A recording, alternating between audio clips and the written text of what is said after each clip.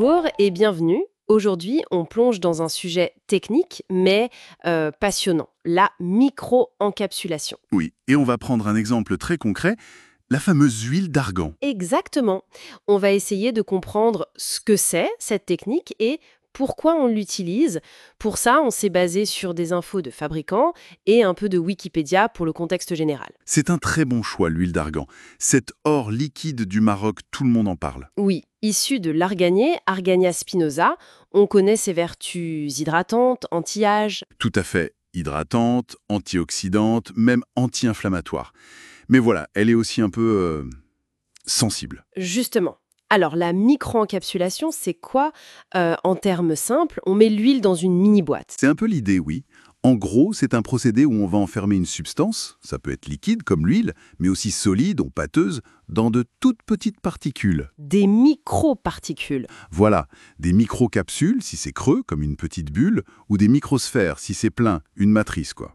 Et c'est vraiment micro, hein. On parle de micromètres jusqu'à 1 millimètre peut-être. D'accord, on lui crée une sorte de petit cocon protecteur, c'est ça. Exactement. Et cette enveloppe, cette membrane, elle est clé. J'imagine qu'elle protège l'huile de l'air, de la lumière. Pour pas qu'elle s'oxyde. C'est ça, c'est le premier grand avantage. La membrane isole le contenu, notre huile d'argan par exemple, de l'environnement extérieur. Donc oui, elle évite l'oxydation, la dégradation due à la lumière ou à l'humidité. Ça préserve ses qualités. Ok, ça c'est logique. Mais ce n'est pas tout. Cette membrane, elle a une autre fonction très intéressante. Ah bon? Laquelle? Elle peut être conçue pour contrôler la libération de ce qu'elle contient. Comment ça, contrôler? Au lieu que tout soit libéré d'un coup, ça peut être une libération lente, progressive. Ou alors une libération qui se déclenche seulement sous certaines conditions. Ah oui? Genre Genre? Genre quand on frotte le produit sur la peau, ou avec l'humidité, ou un changement de pH, de température. C'est assez sophistiqué. Attendez, donc la capsule, c'est pas juste une armure passive. Elle peut libérer son trésor au bon moment. C'est exactement ça. C'est là que ça devient vraiment une technologie pointue. Fascinant. Bon, revenons à notre huile d'argan. On sait qu'elle est super pour la peau, les cheveux, anti-âge, etc. Alors pourquoi s'embêter à l'encapsuler si elle est déjà si bien? Pour plusieurs raisons qui découlent de ce qu'on vient de dire. D'abord, sa fragilité.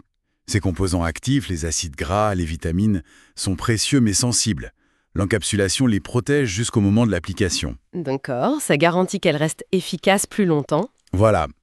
Et puis, il y a un aspect très pratique, la formulation. Ah oui. Mélanger de l'huile dans un produit à base d'eau, comme un shampoing ou une lotion, c'est pas toujours évident, j'imagine. Ça doit faire comme la vinaigrette qui se sépare. C'est une bonne image, oui. L'huile et l'eau, ça ne se mélange pas spontanément. La micro-encapsulation transforme l'huile en une sorte de poudre ou de petite bille beaucoup plus facile à disperser de façon stable et homogène dans la formule finale. D'accord, ça simplifie la vie des formulateurs. Carrément. Et il y a un autre point intéressant. Comme l'actif est protégé et libéré de manière contrôlée, on pourrait potentiellement en utiliser un peu moins pour obtenir le même effet. Ah, ça c'est malin. Moins d'ingrédients pour la même efficacité.